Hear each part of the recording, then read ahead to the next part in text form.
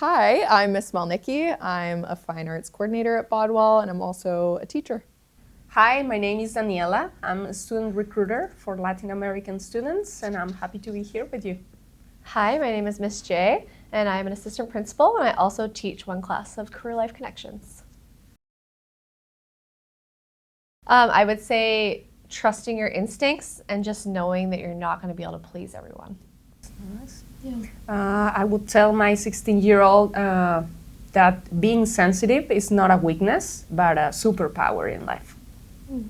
I think I would tell my 16-year-old self to not strive for perfection all the time, that there's beauty in making mistakes. It's all a part of the process. You don't have to have everything figured out in one go.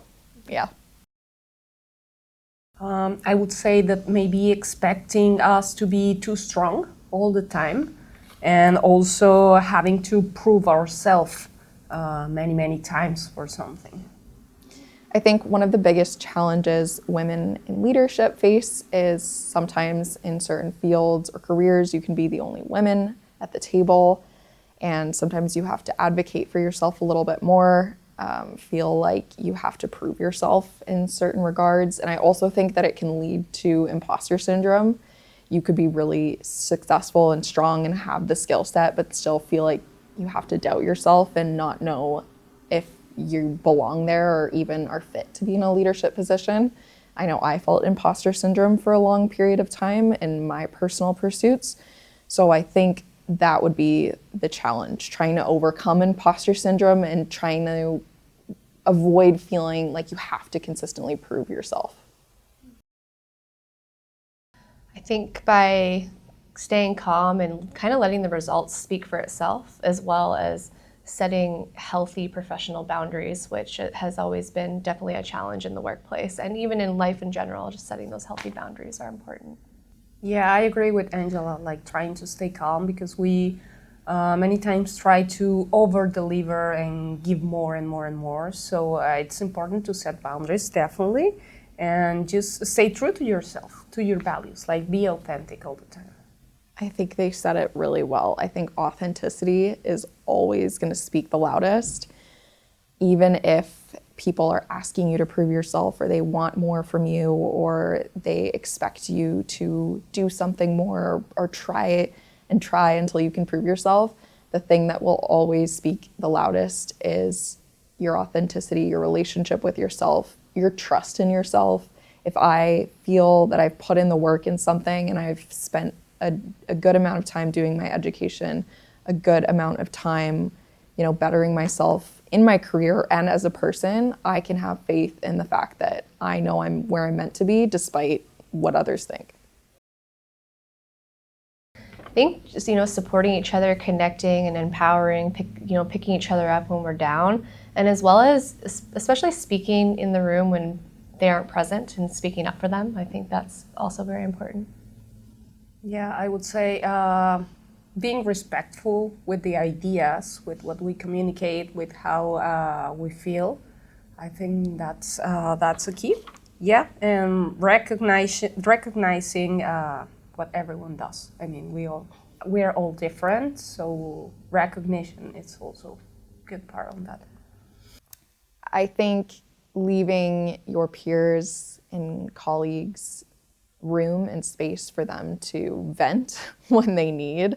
I know that I always really enjoy just like going for a walk with one of my coworkers when I feel stressed or like I need to get things off my chest. Being just an open ear for any concerns, struggles, stressors is huge. Letting people vent and advocate for themselves is massive. I think that if you hear a really good idea from one of your peers or colleagues, and maybe that idea is being overlooked or it wasn't heard in the way that you thought it should have been, speaking up and saying, oh, I think that was a really good point, and I think we kind of glazed over that. Let's go back to that one.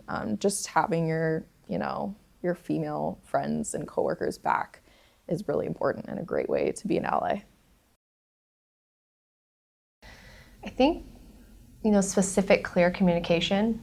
Sometimes I think sometimes people don't think certain things apply or whatever. I think it's really important for us to communicate directly as much as we can and as professionally and respectfully as we can. And then just being consistent with how you're applying and taking accountability, I think, is one of the most important things. It's tough to admit that you've made a mistake, and it's okay to make mistakes. We learn, we grow from them. It builds character, and I think accountability is something that is one of probably the biggest qualities for that. I think a leadership, it's a mix of things, a mix of values. For example, empathy, at the same time having sensitivity, of course, being calm at the same time. So that's what a leader is also. You know, sometimes we think it's just push and push and keep effort and non-stop, but that's not also the quality of a leader.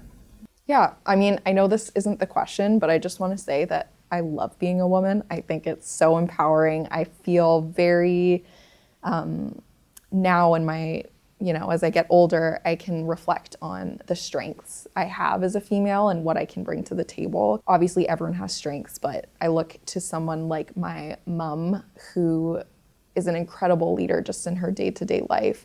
She brings so much empathy to the table. She has such a high EQ. She can read the room really well, but she's also as emotionally aware and strong as she is. She also is super intelligent and very strong and powerful. And I think being a woman is just a combination of all of that. I really like being a woman. I think that bringing all of those human and emotionally intelligent characteristics to the table is something really special and should be celebrated every day, not just on International Women's Day. Happy International Women's Day. Happy Women's Day.